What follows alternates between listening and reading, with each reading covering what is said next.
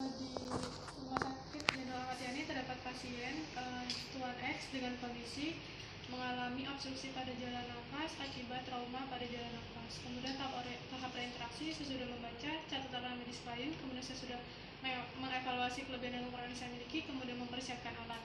Di sini ada hands bersih, kemudian ada ultrafix, kemudian ada SPECT, kemudian ada ETT, lalu ada laryngoskop, kemudian ada opat, lalu ada stilet, kemudian ada tekmas, lalu ada stetoskop, sarung tangan steril, gunting plaster, dan juga hand wrap. Tahap orientasi. Selamat pagi Bapak, perkenalkan saya Pratik Fandriani, bertugas dari jam 8 pagi sampai jam 2 siang. Di sini saya akan melakukan tindakan pemasangan intubasi endotrakeal yang berfungsi untuk mempertahankan kepatiran jalan nafas Bapak. Baik, kita mulai ya Pak. Kemudian mencuci tangan,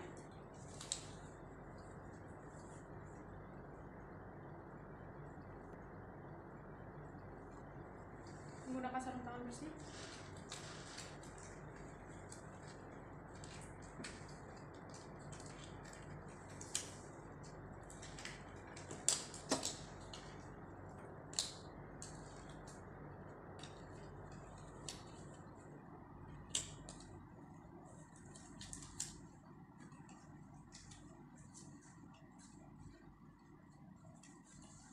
Kemudian kita melakukan pengkajian kepada pasien untuk kesadaran pasien. Pasien tidak sadar, kemudian setelah itu kita cek apakah ada obstruksi jalan nafas atau tidak, dengan cara kita memposisikan kepala pasien head to chin lift dengan cara menekan pada bagian dahi, kemudian kita tekan pada bagian dagu untuk membentuk sudut 30-45 derajat.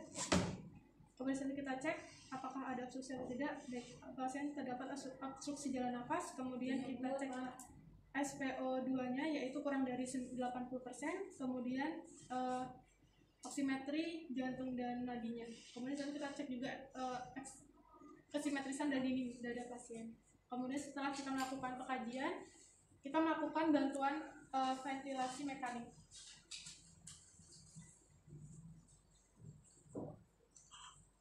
Sebelumnya kita hubungkan terlebih dahulu dengan oksigen. Kemudian setelah itu kita pastikan bahwa kantung ini mengembang terlebih dahulu untuk memberikan oksigen 100%. Kemudian membentuk CM. Lalu setelah itu kita berikan oksigen bantuan nafas ventilasi mekanik dengan 10-12 kali dengan kapasitas 1000 sampai 5000.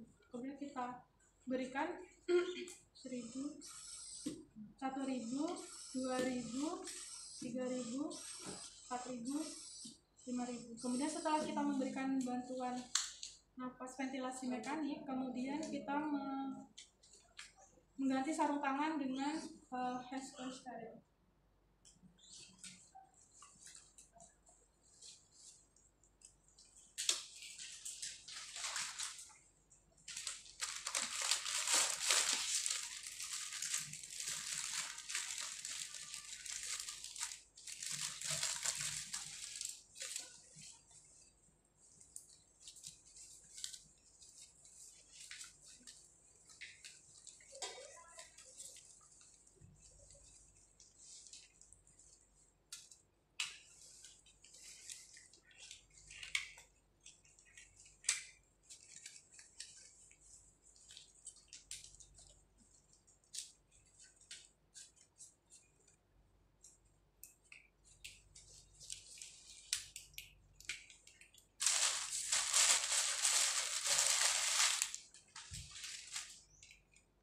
Kemudian kita lakukan pemasangan laryngoskopik dibantu dengan asisten.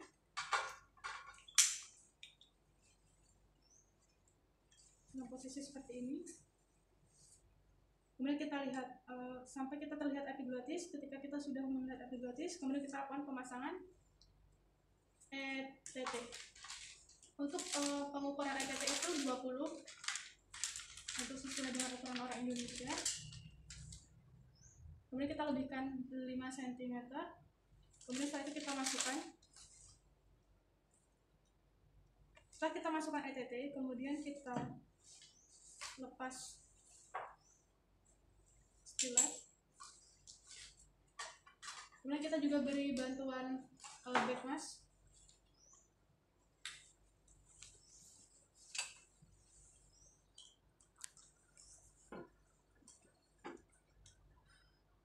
sambil diberi bantuan ventilasi, kemudian kita lakukan pemeriksaan paru.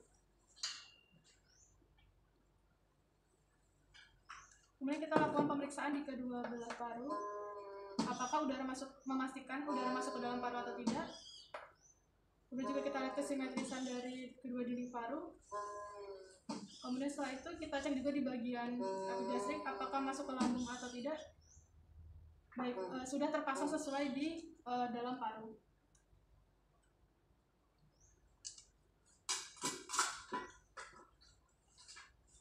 Kemudian setelah itu kita lakukan penguncian sampai membentuk gelembung. Kemudian sudah terkunci, kemudian kita lakukan fiksasi.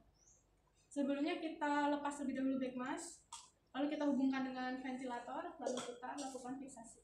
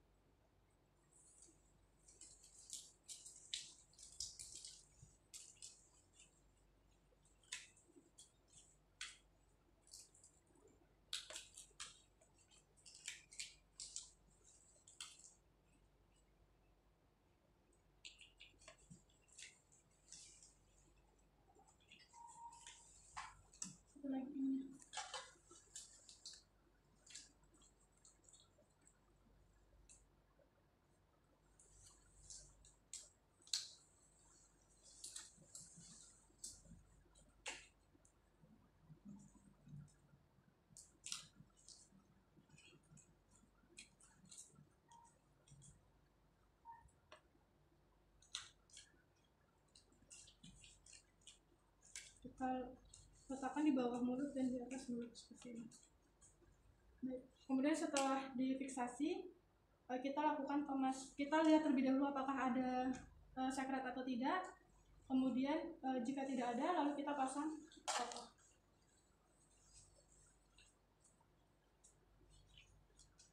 Di sini otot berfungsi untuk supaya si ETT ini tidak tergigit, supaya ETT tidak tergigit. Kemudian setelah kita lakukan pemasangan, kita evaluasi kembali keadaan pasien setelah lakukan pemasangan, lalu kita lepaskan sarung tangan. Kemudian kita mencuci tangan 6 langkah. Kemudian kita membereskan alat, kemudian melakukan dokumentasi.